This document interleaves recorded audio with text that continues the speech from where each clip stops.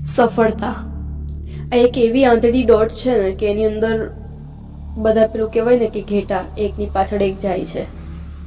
એવી રીતે સફળતાની દોડમાં પણ માણસો એકની પાછળ એક જોતા નથી. નીચે ખાડો છે, પથ્થર છે, કાંટા છે, નદીઓ પાર કરે છે, દરિયા પાર કરે છે, પણ એ લોકો એકબીજાની પાછળ જાય છે. સફળતા શું છે એ ખરેખર કોઈને ખબર જ નથી. સફળતા મેળવવા માટે એ આખી જિંદગી દોડ્યા રાખે છે અને અંતે એને સમજાય છે કે જે વસ્તુ, જે સફળતાને મેળવવા અમે આખી જિંદગી અઢળક પ્રયત્નો કર્યા, હેરાન થયા, પરેશાન થયા, સફળતા તો ખરેખર એ જ હતી કે જે સમય વીતે છે ને એને આપણે પકડી નથી શકતા, એને આપણે બાંધીને રાખી નથી શકતા. જે એક મિનિટ, એક ક્ષણ જે સફળતાની પાછળ દોડવામાં આપણે વિતાઈએ છીએ ને, પણ એ આપણને અંતે સમજાય છે કે ખરી સફળતા એ છે કે આ જે વહેતી ક્ષણ છે ને એને માણી લઈએ, કારણ કે એ એક ક્ષણ ક્યારેય પાછી આવતી નથી. સફળ થવા માટે આખી જિંદગી મથામણ કર્યા રાખે છે માણસ, અને એ મથામણમાં ક્યારેક એ પોતાના કે પછી પોતાનાઓ માટે સમય નથી ફાળવી શકતો. પોતાના માટે કેટલું જીવ્યો એને ખબર જ નથી. જેટલો સમય એ ભાગ્યો છે સફળ થવા માટે, એને એવું લાગે છે કે એ હું મારા માટે કરું છું, કે પછી એ સમય મેં મારા માટે ફાળવ્યો, કે પછી હું મારા માટે જીવ્યો છું. પણ ખરેખર એ પોતાના માટે જીવ્યો જ નથી.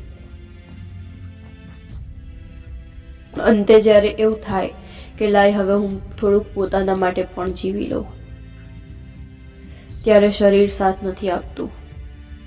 કેટલા બધા રોગોએ શરીરને જકડી લીધું હોય છે. પગના દુખાવા, ઘૂંટણના દુખાવા, ઉંમરની સાથે શરીરમાં પડતી કડચલીઓ, અશક્તિઓ, ડાયાબિટીસ, બ્લડ પ્રેશર, આ બધું જ જ્યારે આપણા શરીરને ઘેરી લે છે, ત્યારે અફસોસની વાત એ છે કે ત્યારે આપણે આપણા માટે જીવવાનું શરૂ કરીએ છીએ, કે જ્યારે આપણું શરીર ધીમે ધીમે ક્ષીણ થતું જાય છે. સફળતાની આગમાં માણસ એટલો બધો ભાગે છે.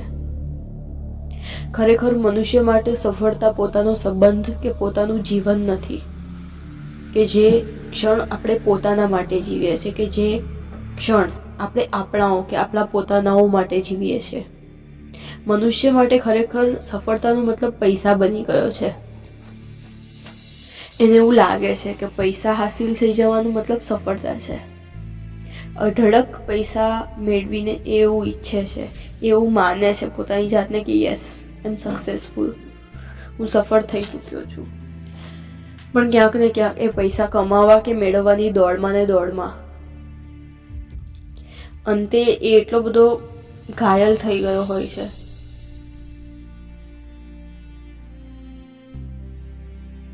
કે એની પાસે જ્યારે પૈસા આવી જાય છે ને, ત્યારે એના એ અંગત માણસો, એના પોતાનાઓ, એ લોકો પાસે એની જ માટે સમય નથી રહેતો. આખી જિંદગી એના પોતાનાઓ તરસે છે કે આ વ્યક્તિ અમારી સાથે સમય ફાળવે, સારી રીતે વાત કરે, સુખ દુઃખમાં ભાગીદાર બને, થોડીક વાર મારી તકલીફોને પણ સાંભળે, મને સમજે. પણ જ્યારે પોતાનાઓને જરૂર હોય છે એ વ્યક્તિની, ત્યારે એ વ્યક્તિ આશ્વાસન આપ્યા રાખે છે કે એકવાર સફળ થઈ જવા દે, એકવાર સક્સેસફુલ થઈ જવા દે. પણ સક્સેસફુલ થયા પછી શું? અને જ્યારે એ વ્યક્તિ ખરેખર સફળ થઈ જાય છે, સક્સેસફુલ થઈ જાય છે, ત્યારે એને પોતાનાઓની જરૂર પડે છે. એટલા માટે નહીં કે એ પાસ્ટને યાદ કરીને વિચારે છે કે મને કેટલા બધા લોકોએ સપોર્ટ કર્યો તો આજે હું મારી ફરજ નિભાવું. એ માત્ર ને માત્ર પોતાનાઓને એટલા માટે જ ઝંખે છે કે હવે એનું શરીર સફળતાની પાછળ ભાગતા ભાગતા એટલું બધું ક્ષીણ થઈ ગયું છે, એટલું બધું ખરાબ થઈ ગયું છે, એટલા બધા રોગો એના શરીરને ઘેરી લીધા છે કે હવે એને પોતાનાઓની જરૂર છે. પણ ત્યારે એમનો સાથ મળતો નથી, કારણ કે જ્યારે જરૂર હતી ત્યારે એણે પેલા લોકોને સાથ આપ્યો નથી. તો સફળતા એ કોઈ જગ્યાએ પહોંચવું કે કોઈ ગોલ અચીવ કરવો, નો ડાઉટ દરેક વ્યક્તિની લાઈફમાં કોઈને કોઈ ગોલ હોવો જ જોઈએ. બટ સક્સેસફુલ થવાનો મિનિંગ એ નથી કે એ મેળવવા માટે તમે ભાગ્યા કરો.